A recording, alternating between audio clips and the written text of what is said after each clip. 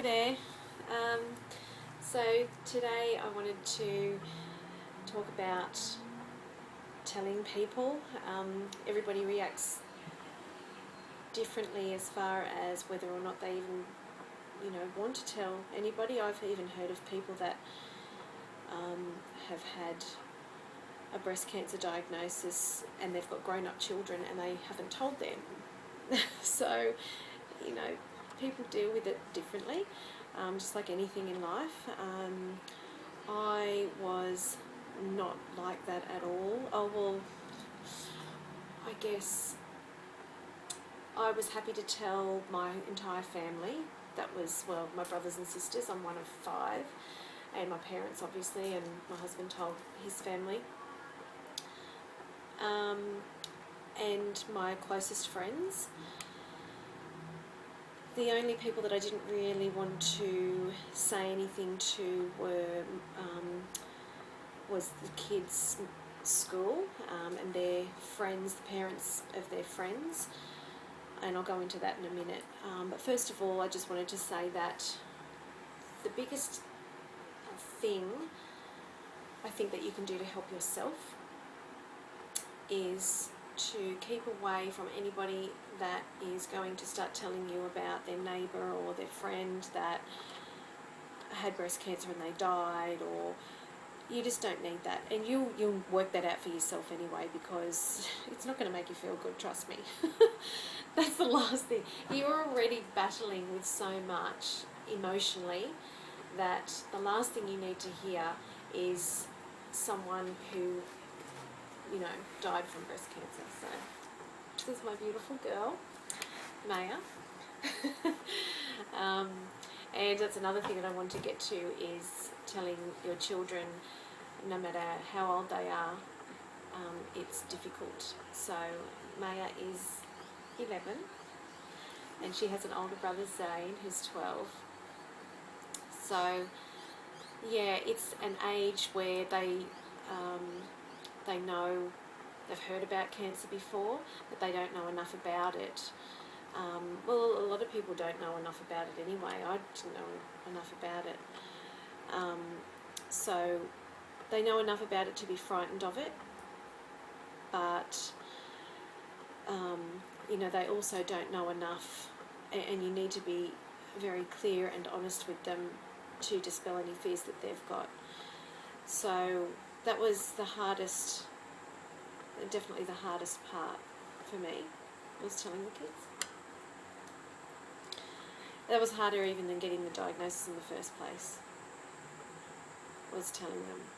I felt like I was, because we basically decided that we weren't going to say anything to the kids until we knew what was happening ourselves. So we left it for the first week. We didn't say anything, and that was tough because we felt like we were sneaking around the house. Everything was in whispers, phone calls, all these sorts of things. Everything was hidden away from the kids because we didn't want them to know. But the thing is that when you do that, they know that something's wrong, and they realise that something's really wrong, and it's so scary for them that this thing is going wrong that they're too scared to even ask what is wrong. Whereas normally if something's just wrong, just naturally in day-to-day life, the kids are like, what's wrong? But this was so out of the ordinary, the way we were behaving, that I think they were too scared to even ask. Were you too scared to even ask? Yeah, Don't you? You knew something was really wrong, but they were just too scared to even ask what was wrong, because they just knew that it was really bad and that they shouldn't ask, which is terrible. So basically, from that, I realised that we needed to tell them, and we needed to tell them fast, because I didn't want them conjuring up just any old thing in their head. Sometimes I think that the things that they imagine are worse than actually knowing the truth. So we needed to work out a plan, and it needed to be right. And as far as I was concerned, we needed to be very honest with them.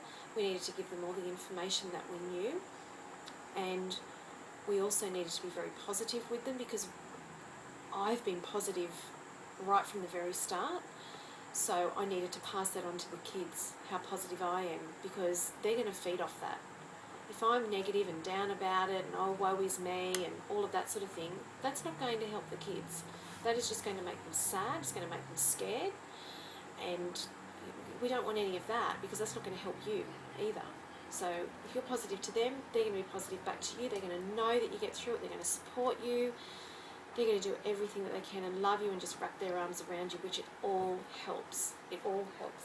Isn't it, darling? So basically my plan was to, or our plan, because, you know, we discussed it at length, was to not tell them in the house. The house was going to have enough bad memories attached to it. So we wanted to take them somewhere, just to a park somewhere quiet where there weren't any people, and just relax. And so we did that, and on the way there in the car was really difficult, and yeah, to be honest, yeah, telling them was worse than actually hearing the diagnosis in the first place. It was the hardest day of my life, was telling the kids. Okay. So it was a sad day, but you know, we got through it, didn't we? Yeah. Hey? We worked like a team. We did work like a team. Yeah. So, yeah, that's what was really important to us, was how we dealt with that. And as far as other people around you, everybody's going to react differently, and you're going to tell people, if you decide to tell people, there will be people that they just don't know what to do. You might get these really funny reactions from people where they just steer clear of you even. And, you know, I don't bear any grudges to anybody's reactions that might not be necessarily how I would react to someone else giving me this news, because some people just don't know what to do. They don't know how to react. It's just too hard for some people. And, you know, my best friend, her mother passed away from breast cancer, oh gosh, be 15 years ago, maybe not quite that long, maybe 13, 14 years ago. So telling her was really, really difficult, because I knew that, and we are like this, we are really close, and I knew that this was going to hit her like a ton of bricks, because it was really tough on her when her mum was ill, and the whole fight that she fought for 18 months, and it spread, and all this sort of thing. And I knew that that was going to be really hard. I could barely get the words out to tell her, because I knew that she'd take it hard. And she has just been an absolute champion for me through this entire thing, so supportive. And then I've had other people that I've told that, you know, I haven't really heard from, and that's okay. You know, I know that they care. It's just that everybody, some people just can't deal with it.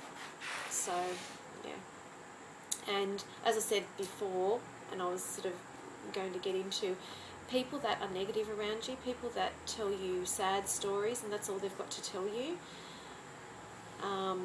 just steer clear of those people. You don't need that. You do not need that through your healing. You just need to hear the good stories. I stumbled upon someone that I've known for 12 months, and which is not that long, and we're not that close, we just know each other. She's another mum of one of the boys that our son Zane plays rugby with. And, you know, I've known her for 12 months, and all of a sudden I found out, because I had breast cancer, I found out that she had breast cancer 8 years ago, and her story is just fantastic. And, you know, her breast cancer was bigger than mine, the lump was bigger, it was worse, and she is thriving and doing really well. And just speaking to her just buoys me like you wouldn't believe. And whenever I start sort of feeling like if I start getting a bit negative, I think of her, and I think, you know what, she did it, you know, she got through this, and I remember her saying this, and I remember her saying that, and I can ring her whenever I want to.